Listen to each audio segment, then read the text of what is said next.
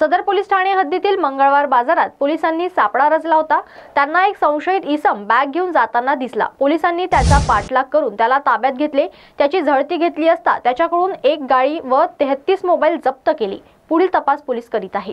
माननीय पोलीस आयुक्त, माननीय जॉइंट सीपी, माननीय रिजन सर आणि माननीय डीसीपी श्री मदने साहेब, एसीपी श्रीमती भाविस्कर मॅडम, मोबाईल चोरीच्या याच्याबद्दल त्यांनी आम्हाला सतत मार्गदर्शन केले आणि त्या वरिष्ठांच्या सूचनेनुसार मंगळवारी बाजारमध्ये आम्ही मागच्या 2 आठवड्यापासून टॅप लावत होतो, सापळा लावत होतो। काल PSI कुणाल आणि त्यांची टीम यांनी सापळा लावला होता। त्यांना एक संशयित इसम ज्याची बॅग होती तो घेऊन जाताना दिसला। त्याला 1-2 लहान मुलं भेटत होती। त्यावरून त्यांनी त्यांचा पाठलाग केला आणि त्याला पकडलं। त्याच्यापासून एक गाडी आणि 33 मोबाईल जे ॲपल +1 वगैरे चांगल्या क्वालिटीचे मोबाईल जप्त केलेले आहे। त्या आरोपीला विचारपूस केली असता त्याचं नाव शेख रियाज शेख मुजाहिद, वय 23 वर्ष, राहणार झारखंडचा आहे तो। त्याच्याबद्दल आम्ही अधिक तपास करत आहोत। पोलीस कोठडी मिळाल्यानंतर आम्हाला अधिक तपासाचा त्याच्यामध्ये वाव भेटणार आहे। तर नागपूर शहरामधील जसे मंगळवारी बाजार, कळमना मार्केट, संत्रा मार्केट चौक, बर्डीचे ठिकाण इत्यादी ठिकाणी याने मोबाईल चोरलेले आहे। आता ज्याबद्दल आम्ही IME नंबरवरून बाकीच्या फिर्यादींना ट्रेसआउट करून सदर आरोपीला इतर पोलीस स्टेशन सुद्धा ताब्यात देणार आहोत आणि याच्यामध्ये सखोल तपास करणार आहोत।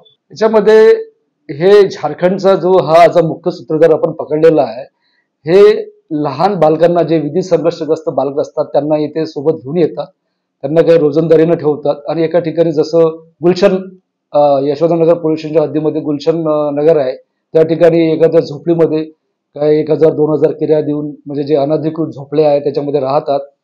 आणि ज्या ठिकाणी गर्दीचं ठिकाण आहे त्या ठिकाणी MOB अशी आहे की जो भाजी घेत असतो, जो भाव करतो म्हणजे खरेदी करण्यासाठी, त्या गर्दीचा फायदा घेऊन हे लहान मुलं त्याचा थोडा धक्का वगैरे मारतात, म्हणजे त्याच्या आजूबाजूला उभे राहतात आणि एवढा सफाईदार त्याच्या वरच्या खिशातून ते मोबाईल काढतात आणि नंतर हे मोबाईल जर 50-60 मोबाईल जमा झाल्यानंतर ते आपल्या झारखंडला निघून जातात।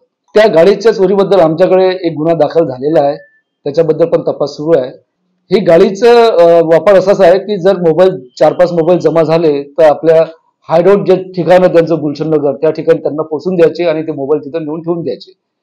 आणि एखाद्या वेळेस जर समजा एखादा बालक कोणी पकडलंय तर हा जो गाडीवाला हा 2 मिनिटात तिथं ॲज लोकल गार्डियन म्हणून, म्हणजे त्याचा MS-27 जो नंबर आहे, MS जो नागपूरचा नंबर आहे, त्यावेळेस असं करतात का लोकलच्या लोकांना असं समजते की बा हा लोकलची गाडी आहे, याचा अर्थ बा हा याला ओळखतो, चूक झाली साहेब माफ करा असं म्हणून त्या विधी संघर्ष बालकाला सोडून देतो। नाही, याच्यासोबत विधी संघर्ष बालक 2-3 असावेत, परंतु ज्यावेळेस आमच्या टीमनं त्याच्या घरापर्यंत म्हणजे जे हायडआउट्स आहे, म्हणजे जे भाड्याचं घर आहे, एका विधवा बाईकडून ते भाड्याचं घर घेतलेलं होतं जे अनाधिकृत झोपडपट्टी आहे, तर तिथं गेल्यानंतर त्या बाकीच्या विधी संघर्ष बालकांना किंवा आजूबाजूला पोलीस आल्याची चाहूल मिळाल्यामुळे ते विधी संघर्ष बालक सध्या तरी आम्हाला मिळाले नाही।